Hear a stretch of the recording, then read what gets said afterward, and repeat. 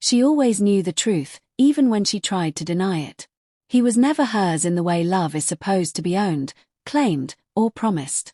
There were no vows, no future plans spoken out loud, no certainty. Yet, in the quiet moments, the pauses between conversations, the way his voice softened when he spoke to her, she felt chosen. That feeling was intoxicating. It made the truth easier to ignore. Their connection lived in stolen time. Conversations that stretched late into the night, messages typed and erased before sending, laughter shared in secrecy. She told herself it wasn't wrong because it felt real. Because her heart responded before her mind could question it. He listened to her in ways no one else ever had. He remembered small details, noticed changes in her tone, sensed sadness even when she said she was fine. She never asked for more. That was the rule she created to protect herself. No demands, no expectations, no pressure. If she didn't ask, she couldn't be disappointed. Or so she believed. Deep down, she hoped he would choose her without being asked. That one day, he would say the words she never dared to imagine out loud. In her world, he became comfort. When life felt heavy, his presence made it lighter. When she doubted herself, his attention made her feel seen. Slowly, without realizing it, she built her emotional home around him. Every good moment seemed better because he was part of it. Every bad day felt survivable because she could talk to him. She ignored the signs that reminded her of reality. The unanswered messages. The sudden distance. The moments when he disappeared without explanation. She told herself love didn't need ownership to be real. That feelings didn't need permission to exist.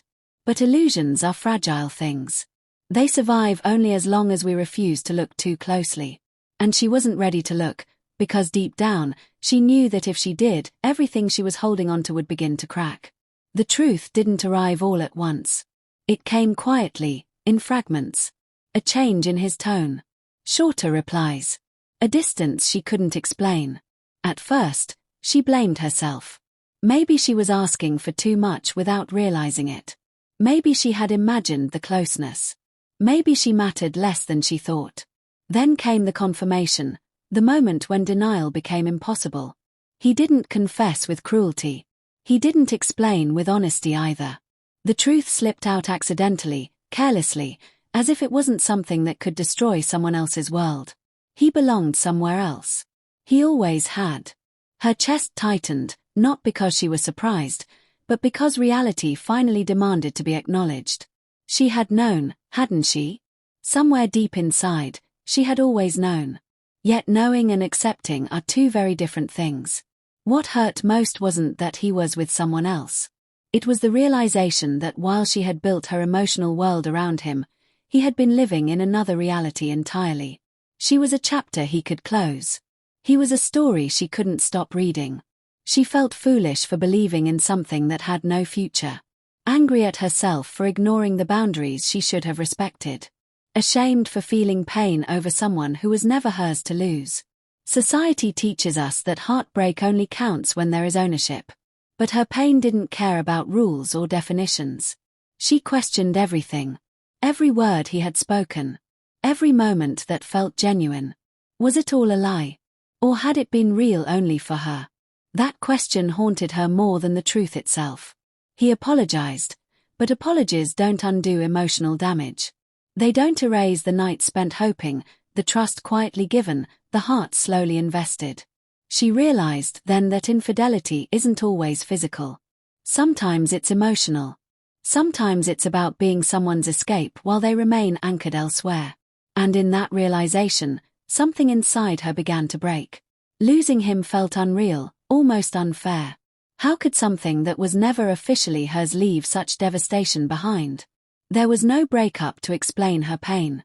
No relationship to mourn publicly. Her grief existed in silence, unseen and unacknowledged. She couldn't talk about it. How could she explain heartbreak without a title? How could she justify tears for someone she was never supposed to love? So she carried it alone. Smiling when she had to. Functioning when expected. Breaking only in private. The absence hurt more than the truth. No more messages. No familiar comfort. No voice to calm her thoughts. He had been woven into her daily routine so subtly that removing him felt like losing a part of herself. She replayed memories endlessly, wondering where she went wrong, wondering if she had imagined everything. Her mind understood the reality, but her heart resisted it. Healing felt impossible because closure never came. There was no final conversation that gave peace, only distance that demanded acceptance. She felt replaceable, disposable, as if her role in his life had never mattered. The pain changed her.